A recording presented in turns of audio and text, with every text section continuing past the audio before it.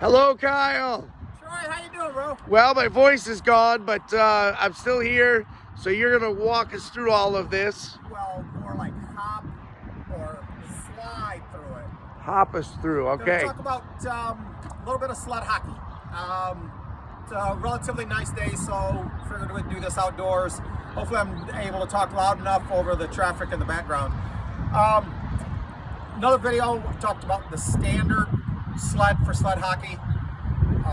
Plastic bucket, ratcheting straps over. For someone like me with a hip disarticulation, I could never get that bucket tight enough, so I was able to get a grant through Victoria's Victory Foundation and had a custom built sled. One of our assistant coaches is a prosthetist, so he was able to build this, and it was the first one he built. But it's custom built, obviously. Just so the custom part was just putting these little stickers on? Well, that was was the custom part? Oh, gotcha. Okay. The normal sled would come out like this with a couple ratcheting straps. But if I tipped over, which I'm prone to do, I would almost slide out. So he was able to build this. So it's only got the one leg. And he's actually built some buckets for more elite levels too, and also some of my teammates. But I basically call it my coffin. So I sat down in it, strap in, and basically that becomes part of my body. Nice. On our team, we've got some other folks that have both legs, but they have a bucket that still has the cover on it, so they get strapped in, including our goalies, because he's always flopping around. All right. Got one of our juniors is a bilateral amputee, so she has a custom built bucket that only comes out to here, but she's able to get strapped in. If you haven't played sled hockey, if you're interested, if you played able-bodied in the past, and now you're an amputee or something, they're your blades. Whoa.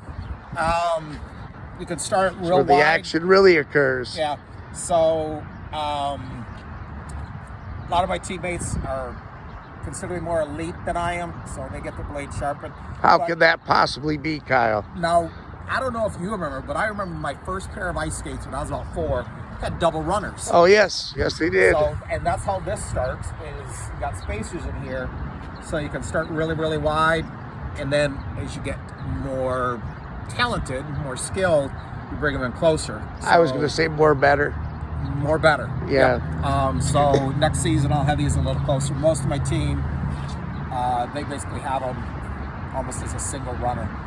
And they were able to do the slide stops and carve turns and things that I'm working on, especially now that I got the bucket. That is much, much more difficult with them so wide. Is that what you're saying? It gives me more balance, but if you bring them together, they can do, or you will be able to do better. Okay. So you get it closer together, so it's a single blade, and you're basically running on one blade. Gotcha. So, and then, and the really interesting thing is that you will see all different variations in some of the videos that we posted about the different tournaments and the teams. You'll see how people set in the bucket different.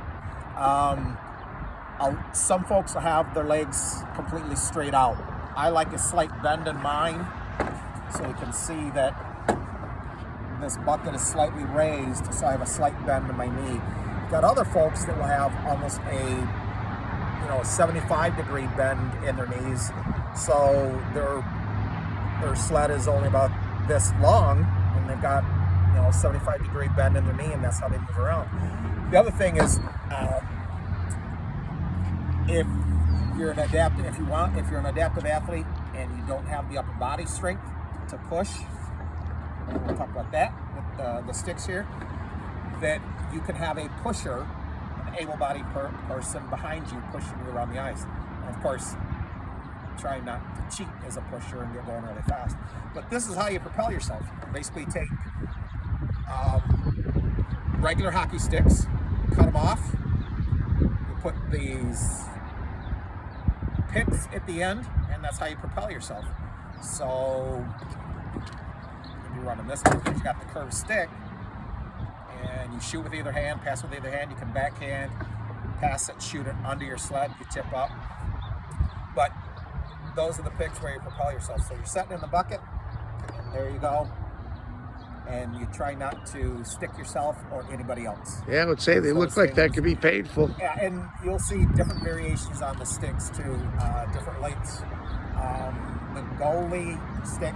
Probably different colors too. Well, of course, that's for me. That's right. You know, but that way I can tell which one goes on which side too. I don't have to look at the curve. But the goalie stick is absolutely fascinating because it's thicker, but then they've also got the spikes here at the bend so they can push.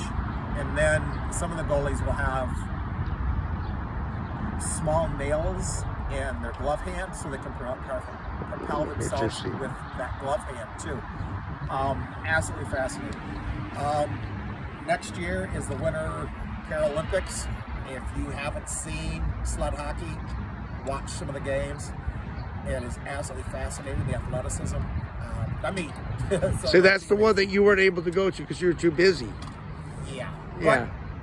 But I have discovered that there are some tournaments, some of the video that we posted. It was a C level tournament, which is my level. Nice. Where most of my team is B or higher. So you can, and our most recent tournament, they had a C level division, and one of the teams from Milwaukee, from Wisconsin, was short players. So myself and one of my teammates played for them. So what's the matter of how tall they are? When we're sitting down, we're all the same height. You said they were short players. Well, they were. I didn't think that really mattered. They were short number of players. Gotcha. So all right. with Wisconsin, which is kind of cool because a few of their players on their sled hockey team also play on the Wisconsin or Milwaukee lacrosse team who I played against, which is absolutely fascinating because they host a big lacrosse tournament, which we're getting off sled hockey. But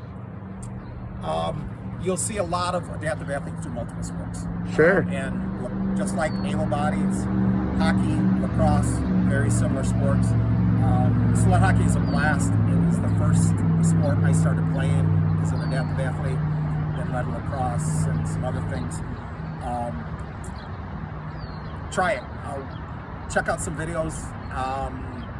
We've done videos about how to train for this sport, a lot of upper body stuff, but you can tell this is how you move. You propel yourself all upper body. And I'll bet you would do another video on more training for any sport.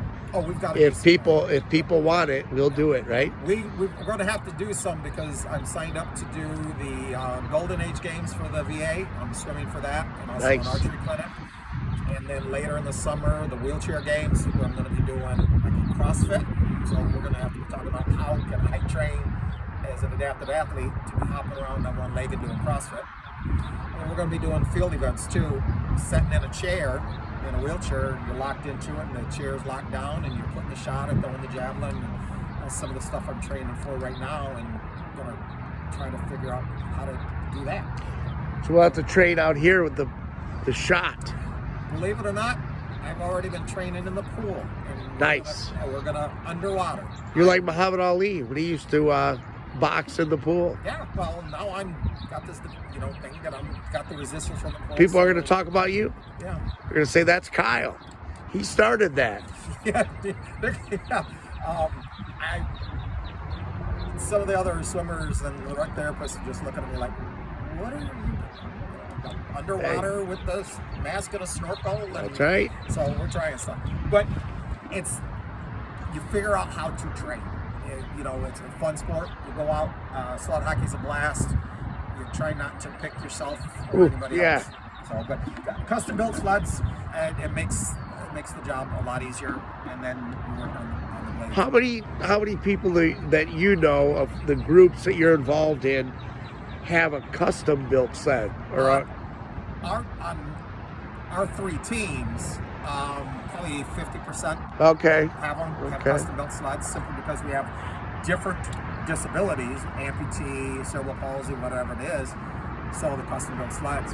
And if you watch the more elite, just about everybody on the team, Paralympic will have a custom built sled. That makes sense. Because it form fits. Sure. You know, just like able-bodied, your skates are built for you. You know, because you want the best fit.